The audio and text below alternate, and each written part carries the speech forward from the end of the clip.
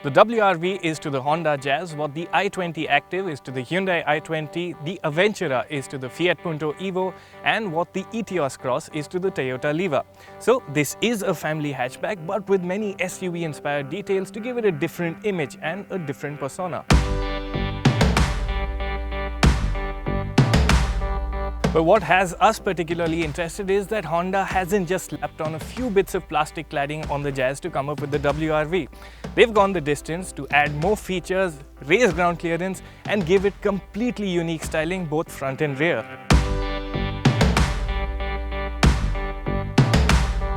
Whether you classify it as an adventure hatchback or a small crossover, what we are interested to find out how good the WRV is.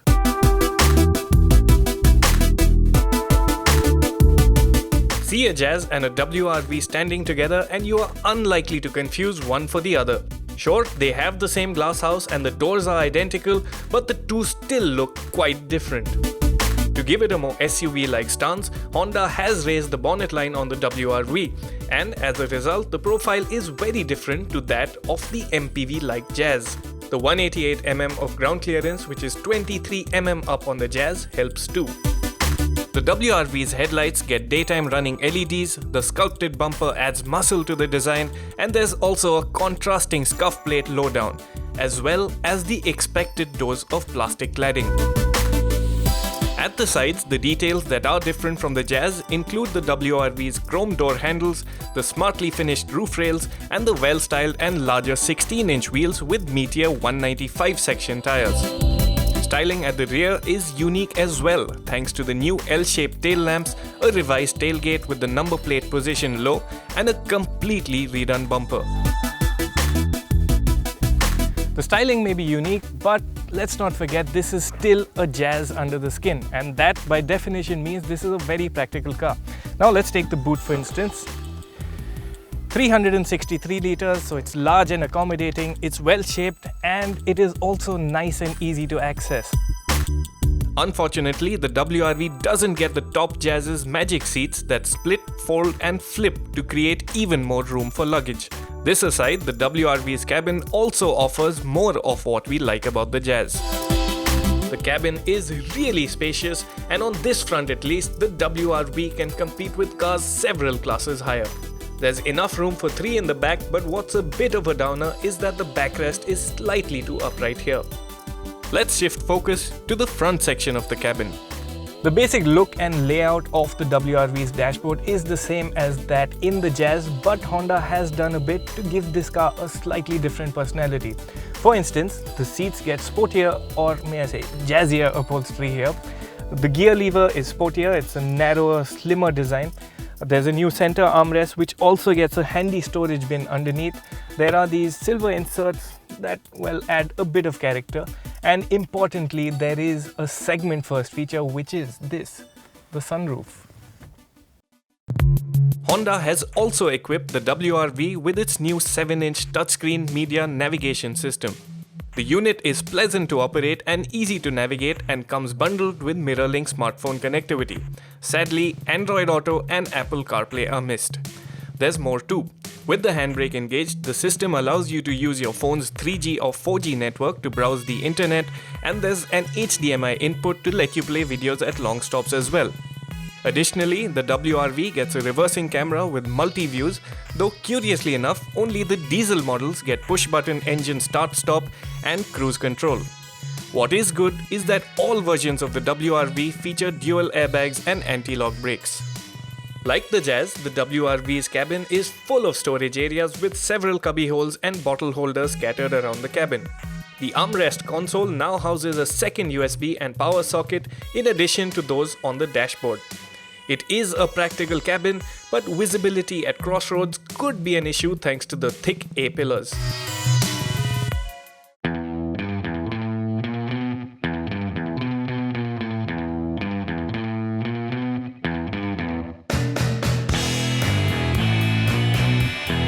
Coming to the mechanicals, the WRV uses the same 100 HP 1.5 litre diesel and 90 HP 1.2 litre petrol units as on the Jazz.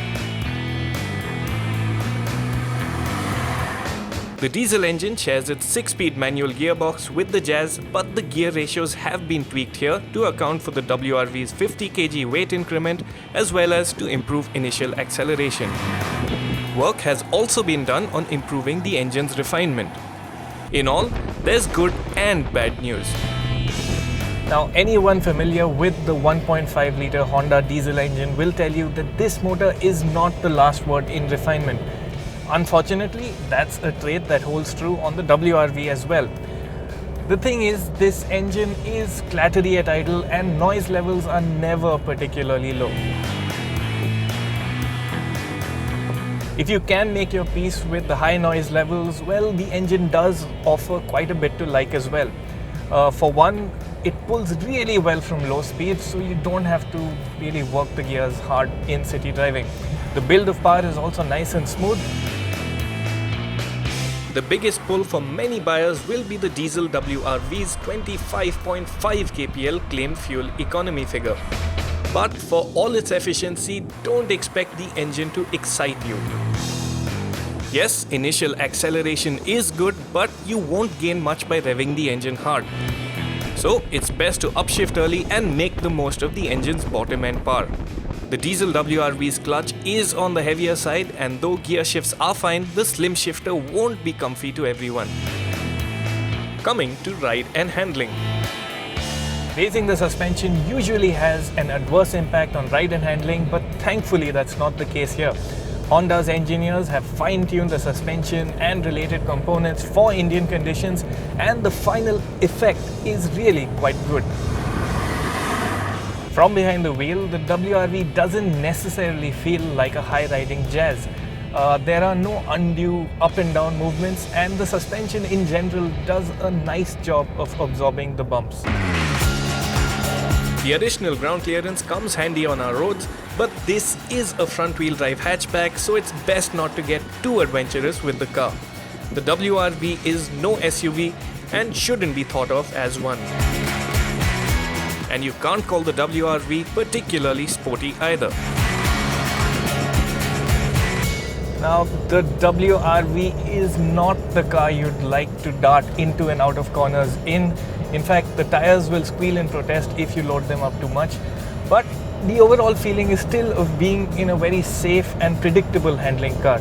The steering feels well connected to the front wheels, and even when you're driving at slow speeds in town, what you like is the steering is light and adds a nice degree of maneuverability to the WRV.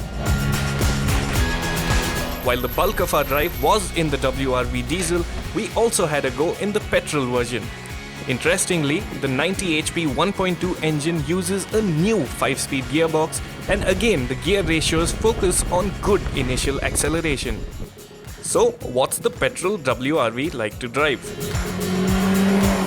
The 1.2-litre engine does a good job at low revs and is quite suited to low-speed environments. It's just that when you drive a bit harder, you want a bit more power, you enter the very flat mid-range. Power delivery becomes slow and the build of speed isn't quite exciting. In fact, when you want to get a serious move on, you have to downshift. But if you do hold on, you do get a glimpse of the magic that makes Honda engine special. The thing is, not too many WRV buyers will drive their cars that way. Still, there's the promise of good fuel economy with an ARAI tested figure of 17.5 kpl for the petrol WRV.